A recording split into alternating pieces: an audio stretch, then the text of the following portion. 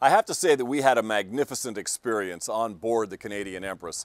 We really thoroughly enjoyed our time with owner Bob Clark, his wife Myrna, who was lovely and wonderful to spend time with, as was his nephew Jason Clark, who helped us immeasurably in all the work that we did on board.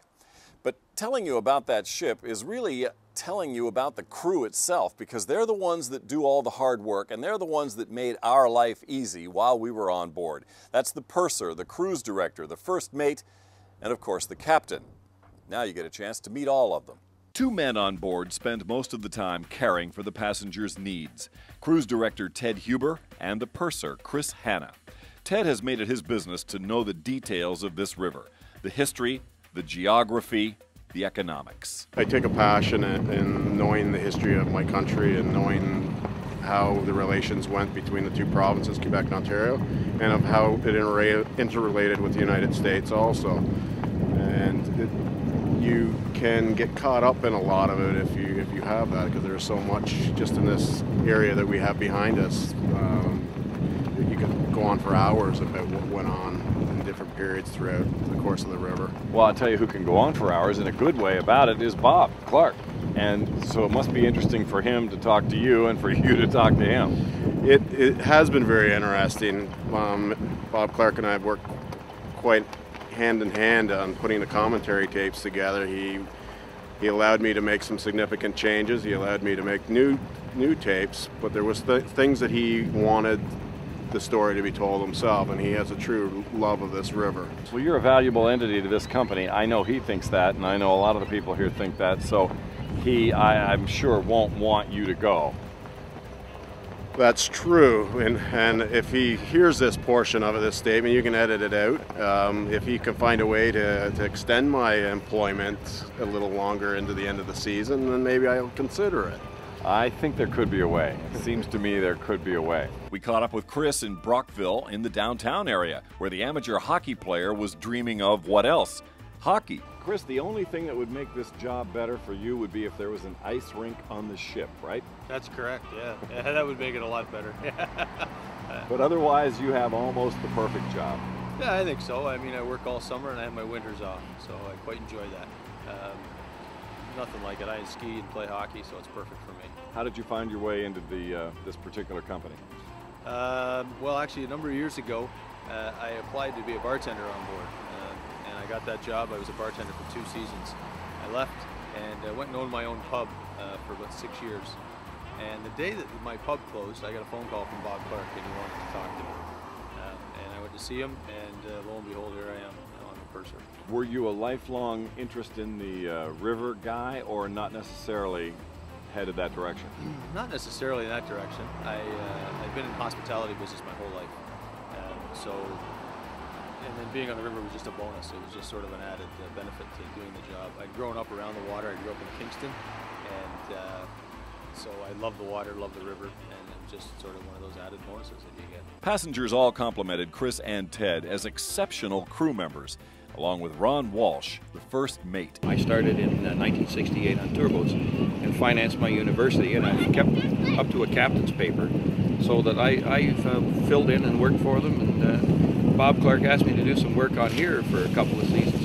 And I had kind of stopped, and they had a mate this year pick up another job. Could I pick up a few trips? Sure.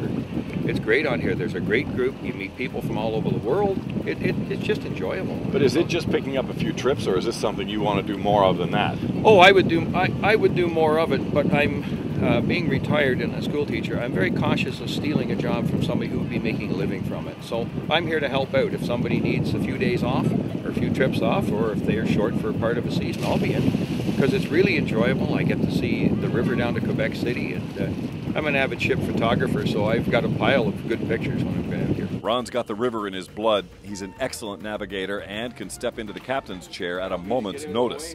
He is the right hand to Captain Ratch Wallace, a man who captained this ship in his 30s, took more than 20 years to operate big seagoing vessels and to run a large company, only to come back now in his 60s to be the captain of the Canadian Empress once again. Is that a fabulous life? Yes. So, Captain, I am sure that you're pretty well aware of the fact that you have one of the great jobs in the world, right? Truly, a job I sought for years. Knew you wanted it on the St. Lawrence River, or wanted it anywhere in the world? Well, I've been other places. I'm capable of sailing, up and down North American coasts, and I kind of like being near Canada, and I love being between Canada and the States like this. So I prefer to sail here. What's particularly thrilling to you about this passage, this trip that runs from Kingston even all the way up to Quebec City? Geographically, the vast contrast of the regions.